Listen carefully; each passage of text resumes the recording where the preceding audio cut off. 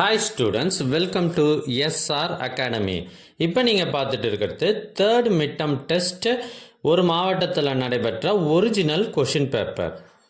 எங்ககிட்ட பல்வேறு மாவட்டங்களில் நடைபெற்ற ஒரிஜினல் கொஷின் பேப்பர்ஸ் நிறையவே இருக்குது. இது எல்லாம் உங்களுக்கு வேண்டுமா? அதுக்கு நீங்கள் செய்ய வேண்டியது, முதல்ல நம்ம சேனலை சப்ஸ்கிரைப் பண்ணுங்கள். அதுக்கப்புறம் கமெண்ட் ஓப்பன் பண்ணுங்கள்.